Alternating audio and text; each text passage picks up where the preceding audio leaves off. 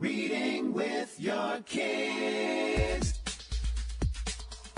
Hola, ni hao, konnichiwa, assalamu alaikum, shalom, mahaba, moni muli wanji, namaste,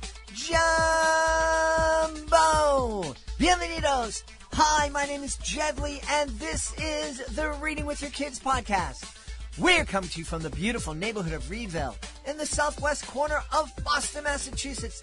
We are so delighted and so very honored that you are joining us in our mission to help all families grow closer through reading.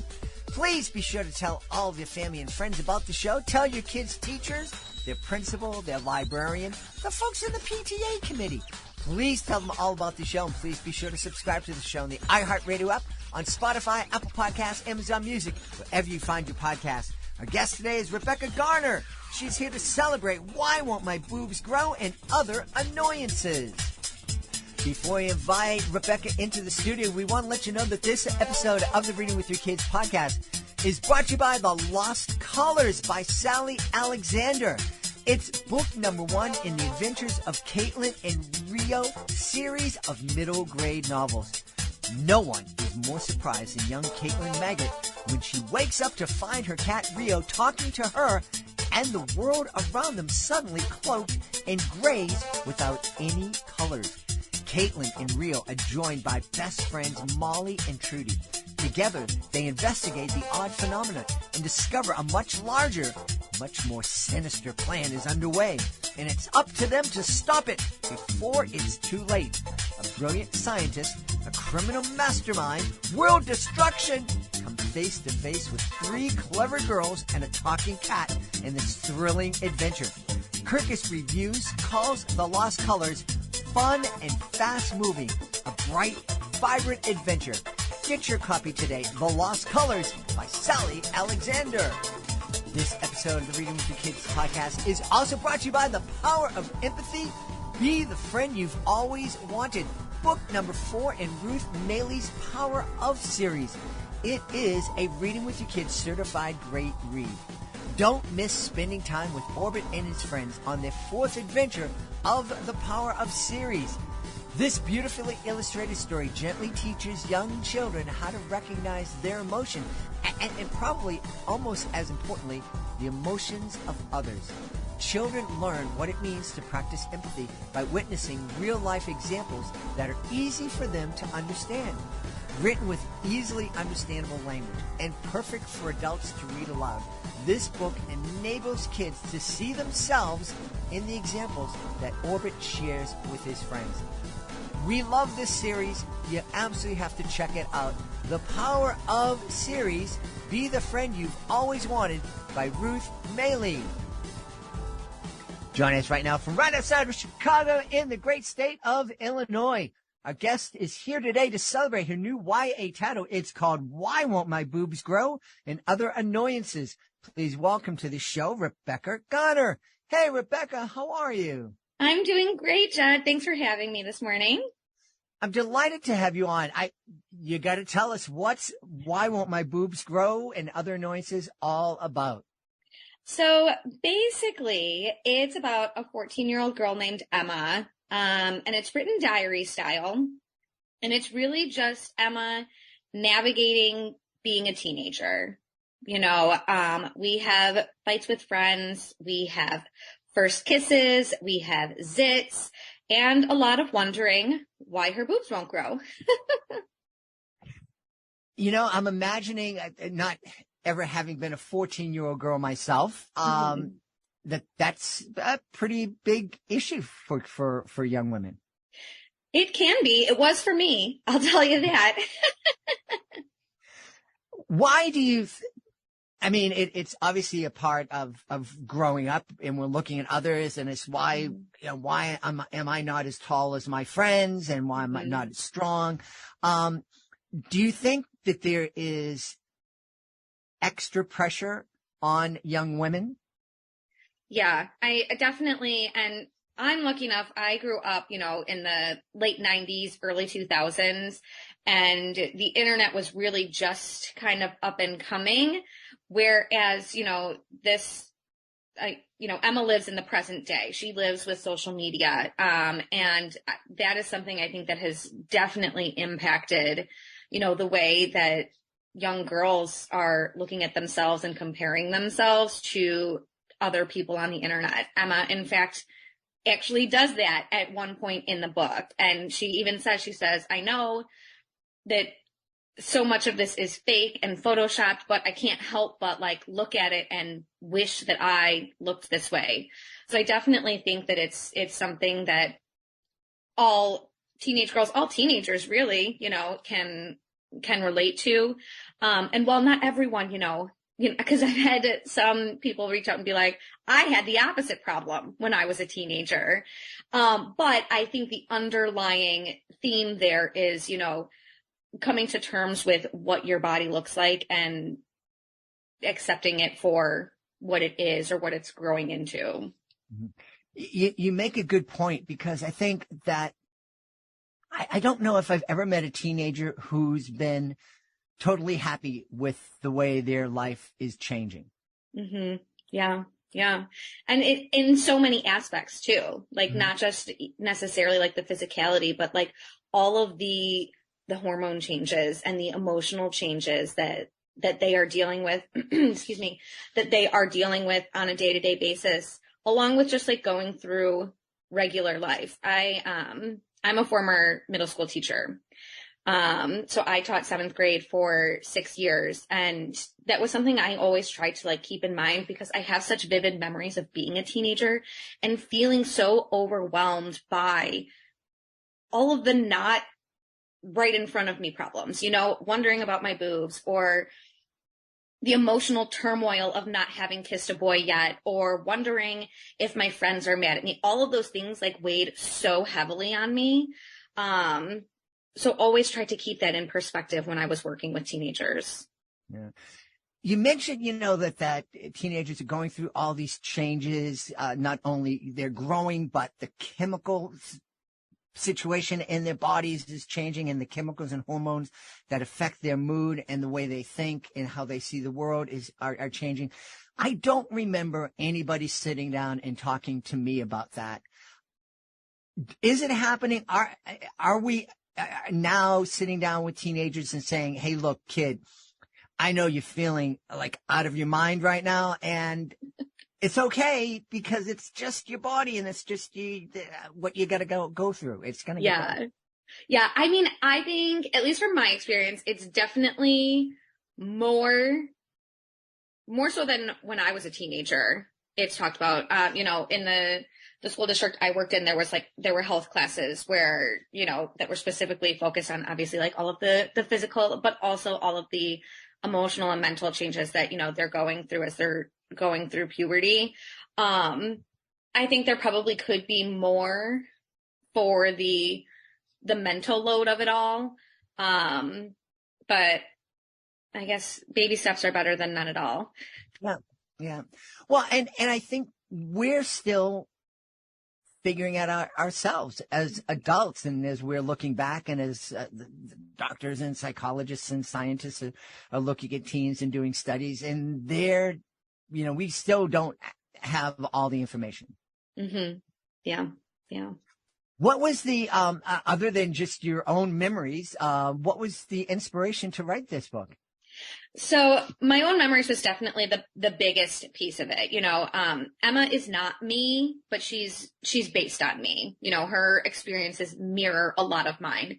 But the other piece of it, like I mentioned, I'm a former middle school language arts teacher, and I decided to leave the classroom. And when I did so, I knew that I still wanted to try and make some sort of impact on kids, and to not just fully walk away from that impact.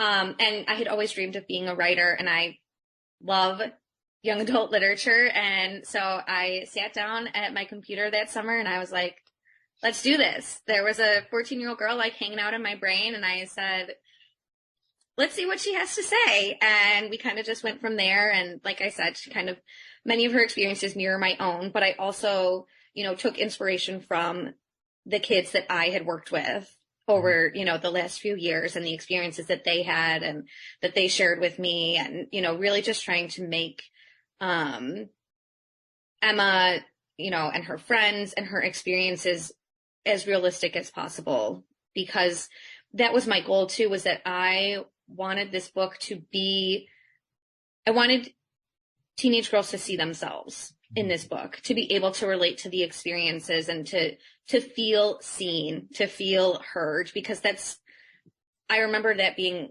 all I wanted when I was that age, for someone to just like understand how I was feeling. Mm-hmm.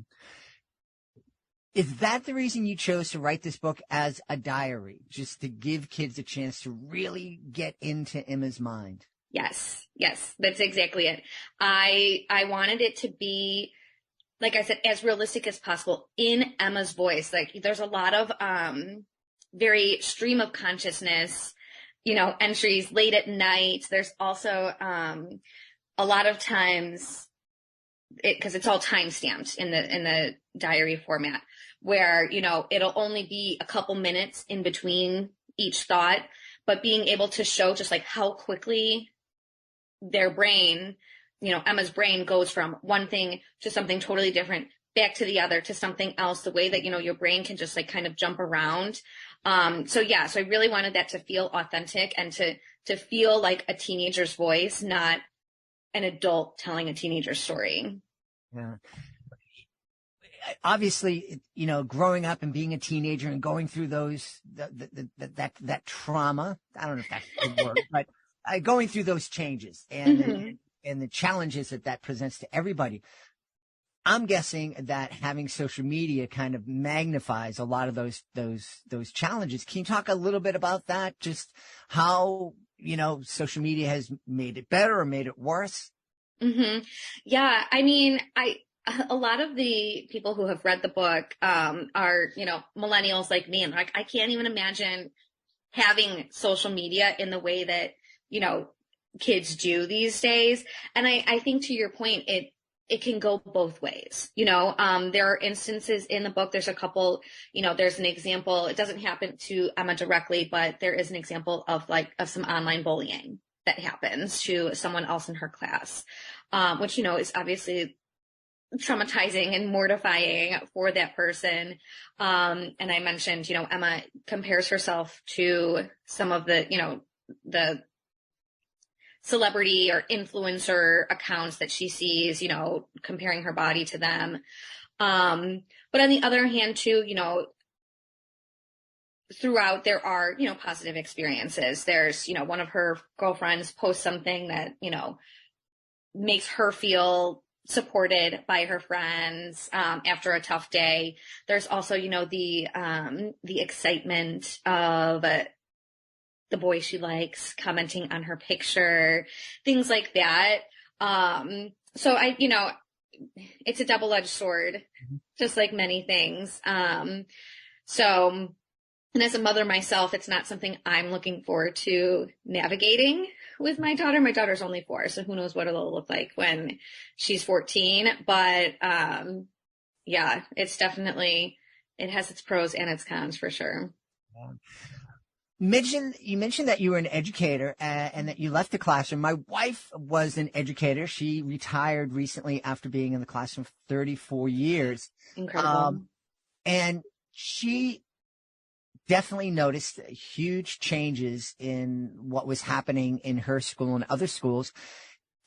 And it wasn't, the last probably 10 years of her career were really not fun for her. It's very, very difficult. What about you? Was there a change that happened in the classroom that led you to leave teaching? Yeah, I mean, the short of it was that I was burnt out. Mm-hmm.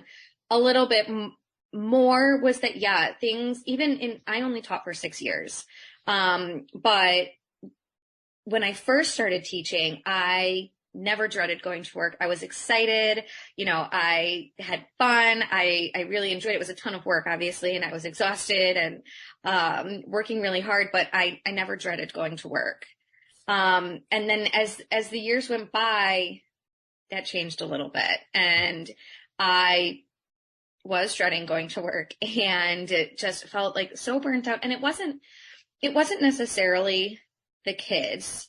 It was the support Mhm. for educators, for being a teacher.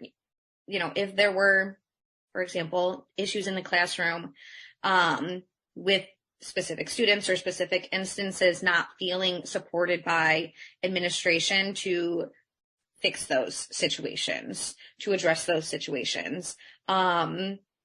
Also, and this is just my experience, but I also had felt very, I guess belittled a little bit, by the expectations of teachers and what we were expected to have students be able to do or to accomplish, a lot of the standardized testing and, all of these things that they're looking for as data points aren't necessarily always reflective of all of the things that are happening in the classroom. Like we were talking about, especially in middle school with teenagers, there's so much more happening within those four walls beyond just reading a novel and talking about the plot, that there's so much more that goes into it than that. So I knew I wasn't happy doing it anymore. And I was young enough that I was like, okay, if I am going to make a pivot, now is the time. Now is the time for me to figure out what I want to do and to see if it's something different or if I want to come back to this or to explore this dream of mine that I have had since I was a teenager. And so I was able to do that. And I'm really glad that I did, because obviously I was able to write and publish this book, and it's been an amazing experience. But yeah. That's wonderful. In a minute, I'm going to ask you about the kind of conversations families can have as they're reading your book together. I'm imagining this is in a book that, an eighth grader would read out loud with their mom or dad sitting on the couch. But I think it's a wonderful book to co-read and then talk about. Mm-hmm. But before we do that, just getting back to the whole issue of education, and I'm wanted to ask you, because I really do think that we're at an important moment in the education, here in the United States and probably worldwide. I see that there's a lot of talking going on. There's not a lot of conversations going on.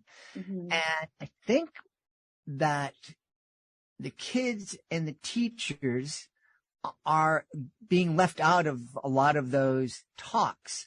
They've parent groups yelling at school boards hearing it from state officials hearing it from federal officials, people making rules and just, okay, we're changing the rule and this is how you now deal with it, without kind of looking at the realities of schools. And how do you think that we might change that, where we can actually get teachers and kids, the people who are most impacted, involved in those conversations, so that you don't get burned out after only working for 6 years, so that you don't dread going to school. And if you're dreading going to school, then your eighth graders are out of their minds with dread. Mm-hmm.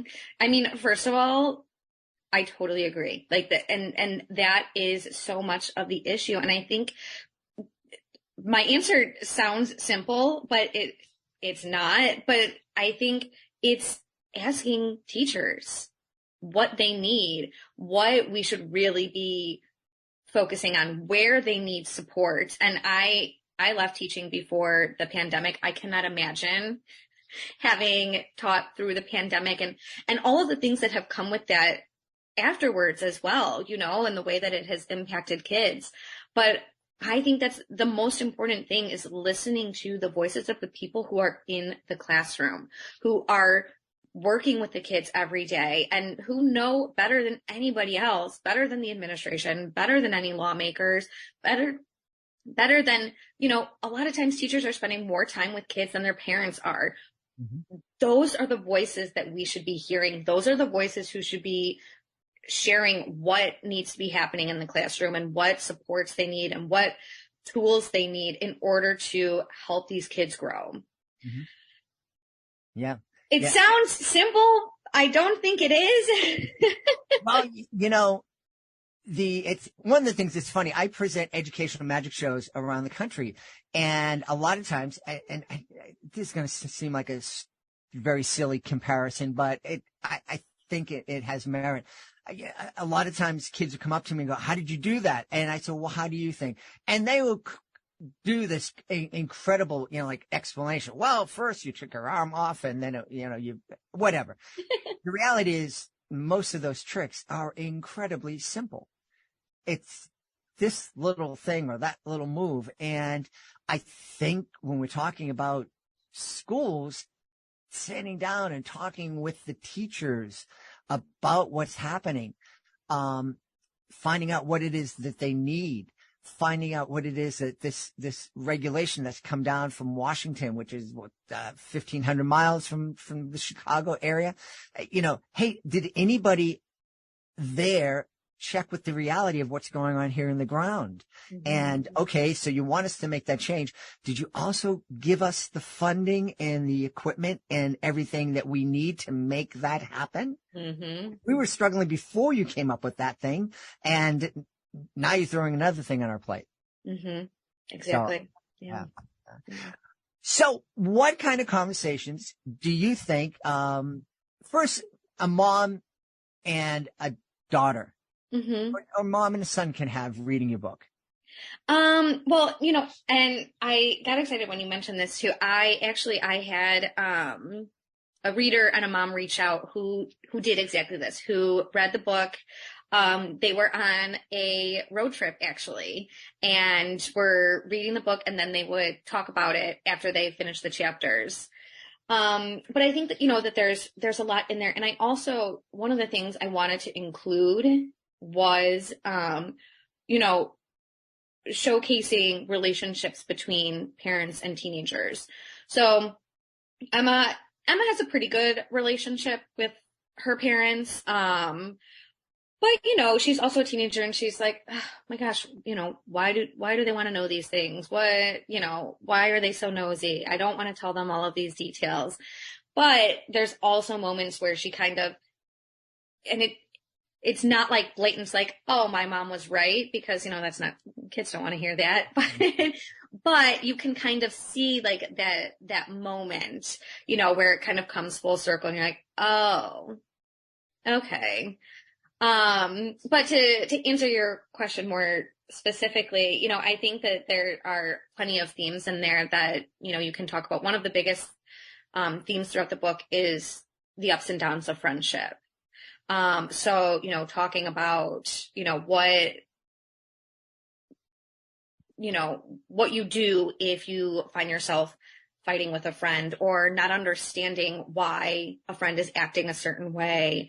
And how to have conversations with your friends that aren't just, passive aggressive via text or, like stuff like that, I think is one great example. Yeah. Now, I mentioned what kind of conversations moms and their kids could have co-reading this. I'm imagining there might be a lot of dads out there thinking, I don't know if I want to talk about a book titled Why Won't My Boobs Grow with my 14-year-old daughter. What would you say to that dad? Would have probably been me. You can do it. It's not too much. There's not too much boob talk. I promise. That's the first thing.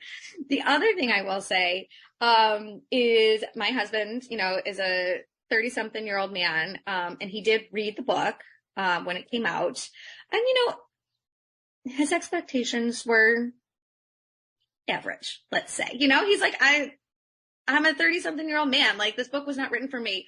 But when he finished it, he came inside and he was like, he's like, I knew it was going to be good. He's like, but I actually genuinely enjoyed it. And I did not expect that with the target audience. So I think I would say that as well, because like I said, it's not just about her boobs growing. There's so many other themes that anyone can relate to. If you've ever had an all-consuming crush on somebody, if you've ever got into a fight with a friend, if you've ever had a big zit on your face, you can relate to the experiences in this book. Yeah. And I really like the diary style. One of the books that I don't remember the name, the title of the book, but I was either in 8th grade or a freshman in high school, and I read a book, and I think it was called The Diary of a New York City School Teacher, but that was his first year teaching. And it really inspired me. And that was, when I said, yeah, I want to get into social work. I want to start working. And I kept my own journal the first 8 or so years that I was in human services before I burnt out. So anyway, so I think this is, a really a great opportunity to get into. We talk about, especially with our picture book authors, talk about the fact that, wow, when it's really hard to sit down and talk to your kids, like, so is anybody bullying you at school? Do you, but if you're talking about a character in a book that's experiencing that stuff, it's an easy way to start those conversations.